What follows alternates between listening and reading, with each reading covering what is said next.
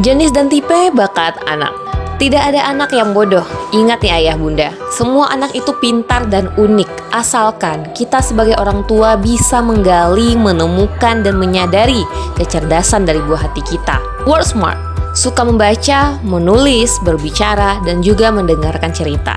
Kegiatan yang dapat menstimulasinya yaitu kegiatan bercerita, membaca bersama, melakukan dialog, percakapan, bermain dengan huruf dan alfabet, kartu-kartu berisi kata-kata.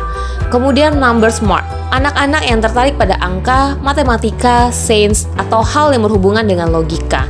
Nah, kegiatan untuk menstimulasinya itu mengunjungi museum ilmu pengetahuan, bermain dengan benda yang dihitung, puzzle, komputer, dan abakus. Nature smart, suka berada di alam bebas, menyukai binatang, mengoleksi dedaunan, peduli terhadap lingkungan dan alam. Kegiatan untuk menstimulasinya itu jalan-jalan di alam bebas, memelihara binatang, berkebun bersama, bermain dengan teropong.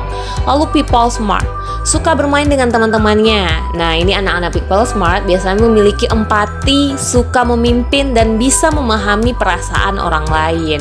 Kegiatan untuk menstimulasinya itu bermain bersama di luar rumah, datang ke acara perayaan keluarga, lalu main games bersama, dan bermain drama kostum. Musik smart, anak-anak yang suka bernyanyi, menggoyangkan badan mengikuti irama musik, memainkan instrumen musik, dan mengingat lagu-lagu. Body smart, suka menciptakan sesuatu dengan tangan, suka olahraga, menari, menyentuh benda, dan mempelajarinya. Kegiatan yang dapat kita lakukan untuk menstimulasinya yaitu berolahragalah bersama keluarga, kemudian membuat prakarya, nonton pertunjukan atlet atau teater, menyukai alat-alat senam lompat tali atau balok-balok.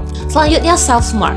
Nah, ini anak-anak yang memiliki ciri senang bermain sendiri. Dia tahu mau jadi apa saat besar nanti. Wah, punya rasa percaya diri yang kuat dan bisa mengkomunikasikan perasaannya. Kegiatan untuk menstimulasinya yaitu seperti ajaklah si kecil berbicara tentang perasaannya. Lakukan aktivitas untuk mengurangi stres si anak seperti yoga, bermain boneka.